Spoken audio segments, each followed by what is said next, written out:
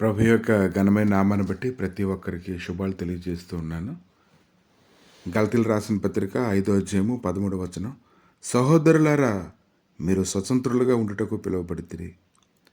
ఈరోజు నువ్వు స్వేచ్ఛగా ఉండాలని ప్రభు ఎంతగానో కోరుకుంటూ ఉన్నారు. నువ్వు ఏ విషయంలో స్వేచ్ఛగా ఉండాలని కోరుకుంటూ ఉన్నారు? నీ హృదయంలో నువ్వు ఏ బంధకములు లేకుండా ఆయన్ని స్వేచ్ఛగా ఆరాధించడానికి, స్తుతించడానికి, ఆయన నామాన్ని గణపరచడానికి నువ్వు స్వేచ్ఛ కలిగి ఉండాలని ప్రభు ఎంతగానో కోరుకుంటూ ఉన్నారు. ఎందుకంటే నీ చుట్టూ ఉండేటువంటి ప్రపంచం అంతటిలో దేవుని యొక్క లేఖనాలు ప్రకటించబడాలని, ఆయనకు మహిమ కలగాలని, ఆయన పక్షంగా నీవు ఉన్నావని, నీవే ఆయన సన్నిధిని తీసుకుని వచ్చేటువంటి గొప్ప వ్యక్తిగా ఉండాలని దేవుడు ఎంతగానో కోరుకుంటూ ఉన్నాడు. కనుక స్వేచ్ఛ అనేది మనం అనేక విషయాల్లో కోరుకుంటూ ఉంటాము. సుఖంగా జీవించేటువంటి జీవితంలో స్వేచ్ఛ లేదని మనం బాధపడిపోతూ ఉంటాం. కానీ నిజమైనటువంటి స్వేచ్ఛ హృదయంలో రావాలి. అది వచ్చినప్పుడు ఎన్ని బంధకాలు ఉన్నప్పటికీ కూడా వాటన్నిటిని కూడా సులువుగా జయించేటువంటి శక్తిని దేవుని యొద్ద నుంచి మనం పొందుకుంటాం. అపోస్తల కార్యాలు 16వ అధ్యాయము 22వ వచనం నుంచి కొన్ని వచనాలు చూసినప్పుడు, అప్పుడు జనసమూహము వారి మీదకి దొమ్మిగా వచ్చాను. న్యాయాధిపతులను వారి వస్త్రంలో లాగివేసి వారిని బెత్తంతో కొట్టవాలని ఆజ్ఞాపించిరి. వారు చాలా దెబ్బలు కొట్టి వారిని చెరసాలలో వేసి భద్రంగా కనిపెట్టవాలని చెరసాల నాయకునికి ఆజ్ఞాపించిరి. అతడు అటు ఆజ్ఞను పొంది వారిని లోపల చెరసాలలోనికి త్రోసి వారి కాళ్ళకు బండ వేసి బిగించాను. ఇక్కడ సేవకులనైతే చెరసాల్లో వేసి బండ వేసి బిగించి ఆ యొక్క గదిలో బంధించి ఉంచారు. కానీ వారు హృదయంలోనైతే చాలా స్వేచ్ఛ కలిగినటువంటి వారుగా ఉన్నారు. దేవునికి వారికి మధ్య ఏ ఆటంకం లేకుండా ఉండడాన్ని చూస్తూ ఉన్నాము. చాలామందిని ఈ భూమి మీద చూస్తూ ఉన్నప్పుడు చాలా సంతోషంగా ఉన్నట్లుగా కనిపిస్తారు. చాలా స్వేచ్ఛగా ఎప్పుడు నవ్వుతూ కనిపిస్తుంటారు. కానీ వారు హృదయంలో ఎంతో బంధకాలు కలిగి ఉంటారు. అది ఎవరికి కనబడినవ్వకుండా వారు ఎంతగానో ప్రయాసపడుతూ ఉంటారు. అటువంటి పరిస్థితుల్లోనే చెరసాల నాయకుడు ఉన్నాడని మనం తెలుసుకోగలగాలి.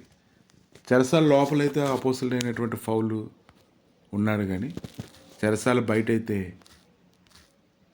చెరసాల నాయకుడు ఉన్నాడు. కానీ అతని హృదయంలో ఏ పరిస్థితిని ఎదుర్కొనేటువంటి శక్తి అయితే అతనికి లేదు. అయితే మధ్యరాత్రి వేళ పౌలును సెలవు దేవునికి ప్రార్థించుచు కీర్తనలు పాడుచు నుండిరి. ఖైదీలు వినుచుండిరి. అప్పుడు అకస్మాత్తుగా మహాభూకంపము కలిగను. చెరసాల పునాదులు అదిరెను. వెంటనే తలుపులన్నీ తెరుచుకొనెను. అందరి బంధకములు ఊడెను. ఒక అద్భుతం జరిగింది. అపోసరైనటువంటి పౌలు దేవుని కలిగి ఉన్నటువంటి విషయం అక్కడ ఉన్నటువంటి వారందరికీ తెలిసింది.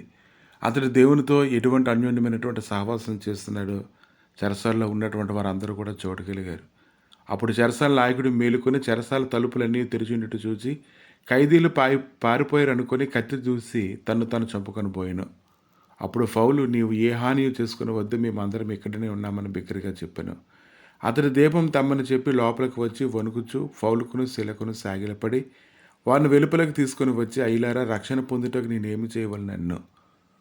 అతడు పౌలు శీలని చెరసాల యొద్దకు తీసుకుని వెళ్ళేటప్పుడు లోపల తోసి అనేటువంటి మాటను మనం చూస్తూ ఉన్నాం. ఇప్పుడైతే అతను వారి ఎదుట సాగిలపడ్డాన్ని చూస్తూ ఉన్నాం. నీకు దేవుడిచ్చినటువంటి స్వేచ్ఛత నీ ఒక్కరికే కాదు, నీ వద్దకు వచ్చేటువంటి వారు అందరూ కూడా స్వేచ్ఛగా ఉంటారు, విడుదల పొందుకుంటారు. కాబట్టి నిన్ను ప్రభువు ఏ విధంగా అయితే చూస్తూ ఉన్నాడో నిన్ను నువ్వు అలాగే చూసుకునేటువంటి భాగ్యంలోకి నువ్వు అడుగు పెట్టవలసినటువంటి వ్యక్తివై ఉన్నావు. అందుకు వారు ప్రభువైన యేసునందు విశ్వాసం ఉంచు, అప్పుడు నీవును నీ ఇంటి వారు రక్షణ పొందారని చెప్పి అతనికి అతని ఇంట ఉన్న వారందరికీ దేవుని వాక్యం బోధించిరి.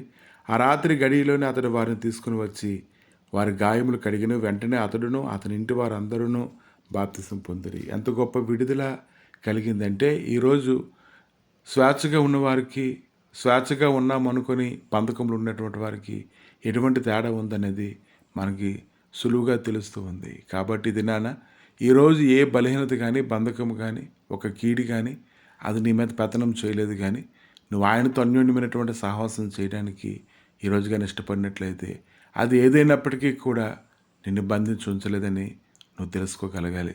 ప్రభువా, మీ దయగలిగిన హస్తాలకు తండ్రి సమయంలో అప్పగించి ప్రార్థన చేస్తుండగా, దేవా, స్వేచ్ఛగా నిన్ను ఆరాధించుట, నేను స్వేచ్ఛగా నీ సన్నిధిలో ప్రార్థన చేయటం, స్వేచ్ఛగా నీ సన్నిధికి పరుగులెత్తనేది అది గొప్ప వరము, భాగ్యము ప్రభా. అటువంటి సన్నిధిని తండ్రి మేము స్వాధీనపరచుకునేలాగా ప్రభా నేను పట్టుదలగా ప్రార్థన చేయడానికి కృప దయచేసి ప్రతి బలహీనత బంధకము ప్రభా రోమా 16 వచనాల రీతిగా మా పాదముల కింద నేను త్రొక్కివేయబడినట్లుగా సహాయం దయచేయమని, మీరే మహిమగంత ప్రభావాలు పొందమని యేసుక్రీస్తు నామములు అడిగి వేడుకుంటున్నాము తండ్రి. ఆమెన్.